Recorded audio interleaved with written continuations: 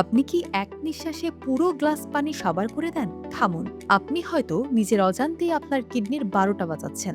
বেশি পানি খাওয়া ভালো, কিন্তু একবারে ঢকঢক করে খাওয়াটা বিষের মতো কাজ করতে পারে। কেন ধীরে ধীরে পানি খাওয়া উচিত?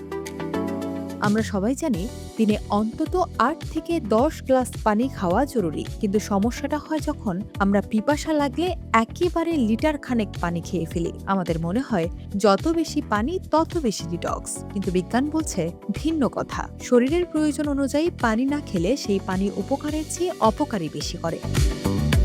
একসঙ্গে যখন অনেকটা পানি আমাদের শরীরে প্রবেশ করে, তখন কিডনির উপর বিশাল একটা প্রেসার তৈরি হয়। কিডনির কাজ হলো রক্ত ফিল্টার করে বর্জ্য বের করা, কিন্তু অতিরিক্ত পানির চাপে কিডনি সেই কাজটা ঠিক মতো করতে পারে না। ফলে শরীরের প্রয়োজনীয় খনিজ উপাদান বা ইলেকট্রোলাইটগুলো প্রস্রাবের সঙ্গে বেরিয়ে যায়, যা দীর্ঘমেয়াদে কিডনিকে দুর্বল করে দেয়। একবারে খুব বেশি পানি খেলে রক্তে সোডিয়ামের মাত্রা হঠাৎ কমে যায়। চিকিৎসা বিজ্ঞানের ভাষায় একে বলা হয় হাইপোনাট্রেমিয়া।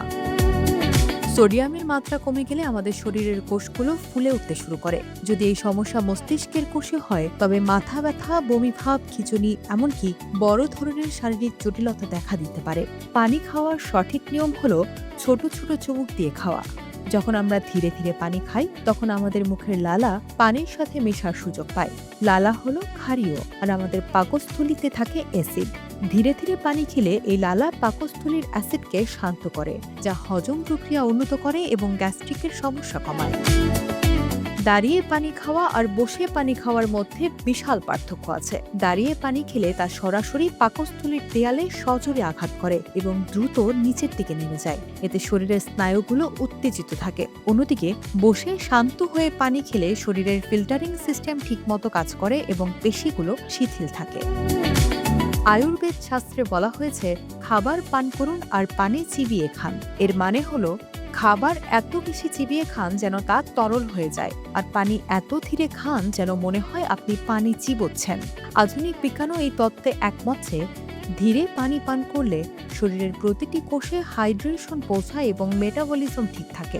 একবারে বেশি পানি না খেয়ে প্রতি ১ ঘন্টা অন্তর ১ গ্লাস করে পানি খাওয়ার অভ্যাস করুন।